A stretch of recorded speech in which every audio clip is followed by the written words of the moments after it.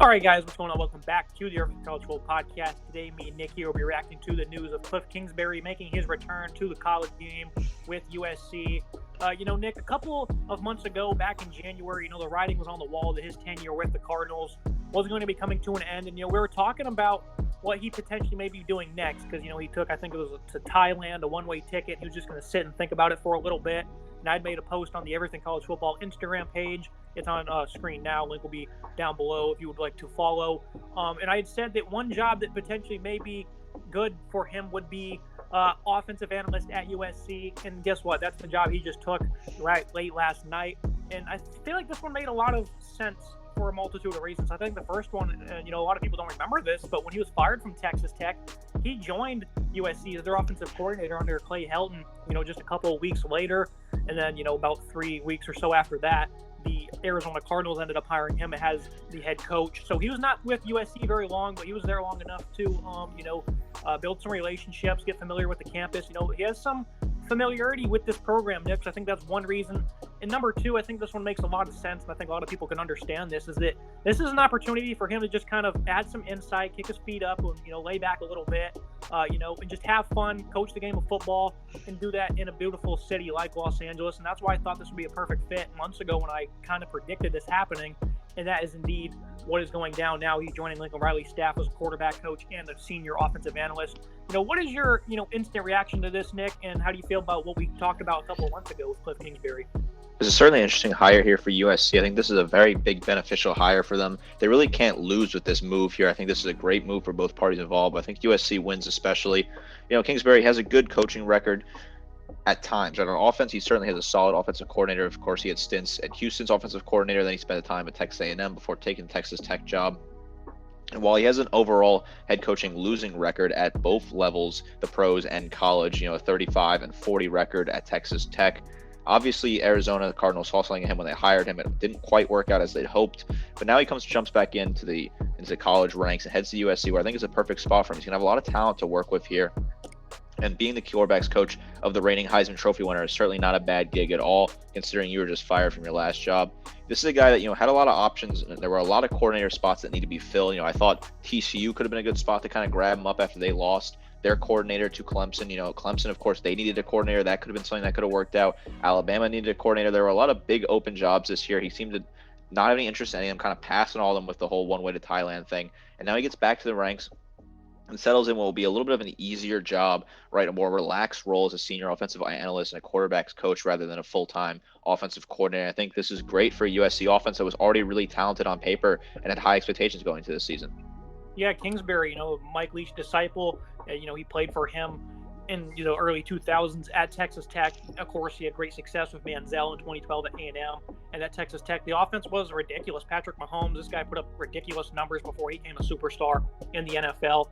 And this guy is such a highly coveted offensive coach that he was fired from, a mid-level Power 5 gig to becoming a head coach of an NFL football team. I think it just speaks volumes, Nick, to how good this guy is on offense, how, again, highly coveted his air raid system and his brain really is.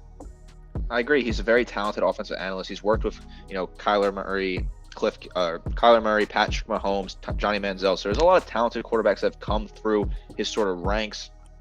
I really thought this was going to be a slam dunk hire for Arizona. It was a gamble when he took the job, obviously, but I thought he had the potential to build that offense into something to an incredibly weapon, talent-based offense with Kyler Murray. It just didn't quite work out. I know he did make the playoffs at one point, but a disappointing 4-13 season ended that. His offensive status, it comes from Mike Leach. He played under Mike Leach. He has coaching experience with Mike Leach. I think this is a fantastic sort of way to get after it here for Kingsbury, who can put together and kind of help build. We saw them have a ton of points last year in the Pac-12. He also worked with Baker Mayfield 2013 at Texas Tech, so his resume is never ending, it seems, on offense. And I think I want to kind of talk about the fit at USC. Again, I think this is a job where he can just kind of chill, relax, not have many responsibilities, and offer his highly valuable insight.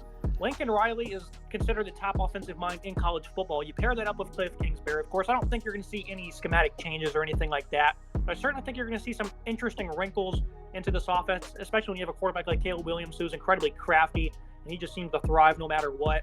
I think this is going to be very fun for USC. Obviously, the defensive side of the ball is going to be a massive topic, but I think considering an offense that was, putting up 41 points per game this past season for USC. Of course, Williams winning the Heisman Trophy, putting up, godlike numbers.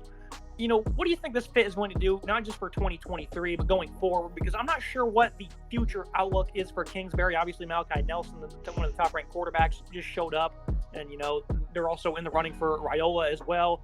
This team's obviously going to be stacked on the offensive side of the ball for years to come, but I'm not sure if this is a gig he's going to stay at for more than maybe a couple of years, because, again, he's going to be highly coveted, and the money's going to come calling, I think, eventually. I agree. I think the money will come calling. It'll be a steep offer, and it'll be tough to keep him around. I think it's going to be a difficult ask for USC here. I really could see this as a one-year kind of stint thing, right? 1 year, Caleb Williams, then bounces and grabs a new job, potentially a head coaching role, but most likely a high-profile coordinating role at one of the big schools across the country. There's a couple options that certainly could open up potentially. I think this is an interesting move for the temporary. I think it does benefit both the coach and the program, because you get a talented offensive mind who can work with a really strong weapon in Caleb Williams, rather. And then you also get the opportunity for Kingsbury to kind of take the year a little slow, rebuild his image, rebuild his brand, get himself thrown back into the sort of ranks of college sports, get his attention again, and then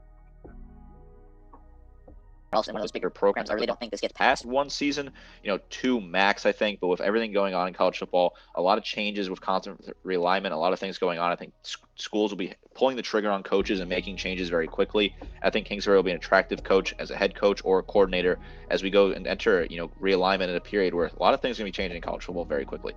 Now, what are your thoughts on this theory that I think he's just taking this job because he just wants to chill and, again, add some insight and not have to worry too much about it? Obviously, minds change a lot when it comes to sports and being a coach and whatnot. I certainly think that this is something he could potentially enjoy for a couple of years. What is your kind of, thoughts on that theory that I have, that I think he just wants to chill? I agree with you. I think it's a very plausible explanation for this, right? Because he had the opportunity to take a lot of high-profile jobs. Alabama certainly was linked with him for a majority of the winter, right? I don't know if there was a lot of actual link there between the two parties, but the media was talking about it. Then you looked at Clemson. Clemson had an open role. I think he could have fit great under Dabo Swinney. Having a quarterback like Cade Klubnik to work with could have been a really high-flying, fun potential offense out there in Clemson. Then also another kind of quiet one, TCU, right? TCU needed an offensive coordinator after they lost Riley to Clemson. I think he would have been a great fit at TCU, right? Sort of keeping the Big 12 high-paced, high-speed offense. That could have been a really exciting sort of role for him and be able to recruit his talent. We've seen him get a lot out of quarterbacks that may not have been highly recruited in terms of their talent. He worked with quarterbacks that came out of high school, weren't super popular in terms of the rankings, in terms of their talent, but he got a lot out of them and produced quarterbacks like Mahomes, Baker Mayfield, Johnny Manziel. So I think that would have been a great fit at Texas Christian University. So I think he's taking the year off. He's taking it slow. He wants to relax a little bit. Enjoy the sun in LA and then get back into it and grab a really high power full-time job. Yeah, I mean, speaking of that nice sunny Los Angeles weather, he coached in Texas for over a decade, and then he just spent time in Arizona, and now he's out at Los Angeles. I'm noticing a theme here, Nick, that these nice weather states certainly seem to be his calling. I do want to quickly kind of break down this USC offense and just kind of look at what he's going to be working with. Obviously, Caleb Williams, returning Heisman Trophy winner. I really don't know what he could do to continue to elevate his game, but they're going to somehow do it with Riley. And, this is Riley's third year of Williams. Now, Kliff's going to have his crack at it. What are your expectations for Caleb Williams? Obviously, you expect him to be running for the Heisman. He's already projected to be number 1 pick. I mean, how much better can he get? Because it really seems unfathomable to think he can get any better. I look at this kind of like with Bryce Young and with Tua Tagovailoa and Trevor Lawrence and other quarterbacks like that had strong seasons in their freshman or sophomore year, where you really kind of wonder, where is the ceiling? How high can they get? I think that's something that's very interesting with college football, is that the 3-year requirement to play in college kind of adds that interesting sort of feeling to it when you look at it, because they can't go to the draft yet. I would imagine that NFL teams would be willing to draft Caleb Williams right now, as they would have been willing to draft Trevor Lawrence, Tua, or Bryce Young in the past. So I think it's interesting to see what you can kind of do to develop your skills. I think, being in the hunt for the Heisman is certainly a realistic, very realistic thing for Caleb Williams. I mean, 500 attempts through the air last year, 4,500 yards through the air. You got to imagine he can easily get over 4,000 again, probably push close to that 4,500. 42 touchdowns. You'd like to think he could be easily over 40 again this year. Pushing 35 to 40 is a very realistic range with the talent they return. So I think this will be interesting to see if they can kind of get anything more out of Caleb Williams, if there really is anything left to get out of him. Yeah, at first glance, USC, they do lose a handful of big names on offense. Jordan Addison, he'll be, a first or second-round draft selection. They lose two great linemen, Andrew Voorhees, Brett Nylon, Travis Dye, leading rusher, tore his ACL. But they did some great work in the portal. It's probably not as flashy as it was a season ago, but Dorian Singer, he was the leading receiver for Arizona. He's a phenomenal player. He had over, I think it was 1,200 yards a season ago. They also picked up a 5-star in Zachariah Branch, who's going to come in and pair up with Mario Williams, Taj Washington, and Brendan Rice. This is an incredibly deep receiving core as it was a season ago. Jarrett Kingston is a phenomenal add from Washington State. He's going to slot him in at tackle. Marco Tuarquan on the other side from Florida. So they do have two new senior veteran tackles, joining Justin Dietrich, a guy that was really good for them a season ago. He's a returning senior at center. And they also picked up Marshawn Lloyd from South Carolina. This guy was a formerly highly touted recruit. Didn't really pan out with the Gamecocks. He's going to pair up with Austin Jones, senior running back. He had a pretty good season last fall after transferring over from Stanford. The casual college football fan will probably just look at this offense and probably not, think much about it. But for the diehard fans, especially USC ones and most guys that follow the Pac-12, they know that this is one of the best offenses in college football. And if they would have had a crack at Georgia a season ago before losing to Utah, they probably would have done very well and hung around with them. I agree. I think they would have hung around with Georgia a lot. I think Georgia showed some weaknesses towards the end of last season. I think USC would have been able to exploit those weaknesses similar to how Ohio State did. Yes, losing Jordan Addison is a huge blow, right? That is certainly a player that you don't want to lose if you're a school like USC. There's a lot of talent there. But I think some of these guys on the roster have opportunities to step up here. I think Taj Washington, Brendan Rice, Mario Williams are all really talented wide receivers that have a chance to step up. And you look at Austin Jones and Marshawn Lloyd at running back. These are two guys that could potentially be involved in the offense and add a lot of ground game. I like what they've done on the offensive line, picking up different talents. Like you said, right tackle, left tackle, new transfers in. I think this is a very solid offensive line. They picked up some pieces in the portal. This will be another high-flying year for this offense. I think this USC offense will put up a lot of points. But it does kind of beg the question for me is that USC was already going to have a strong season at offense, and they go out and grab another offensive piece to work there, but they have yet to address the defensive issues on the team, and I really think that's going to be the one thing that could sandbag this season for USC.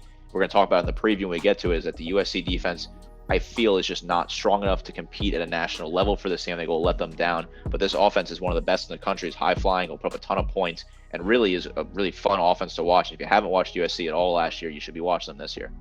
Yeah, this is a very fun unit that we're going to have a blast watching this upcoming season. Defense, of course, we'll talk about them in a couple months when we get to it. It's going to be it for today's episode, just kind of discussing Kliff Kingsbury, his impact with USC. It remains to be seen what will happen because I'm not really convinced this is a long-term job for him, even though I was correct in predicting him to this exact position. I do not know if he's going to be here for more than at least 2 years.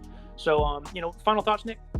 I agree. This is something that seems like a little of a short-term move. I think it's a good move for both parties involved. I think this is an opportunity to grow for Kingsbury, an opportunity to get another talented offensive mind in the program down there in California, in Southern California, and help put together what could be one of the nation's high-scoring, high-flying, and one of the most productive offenses in the country. Now, the final point I do want to say is in March of 2022, the Cardinals did sign him to a 6-year extension through 2027, and, he only completed 1 year of that. So if the buyout was high and large, then maybe if money's not a factor, then he could potentially be here for a long time and just have some fun. So as always, Nick, I appreciate you joining me. Absolutely. Looking forward to seeing what this offense can do. Make sure you guys like, comment, subscribe. See you next time.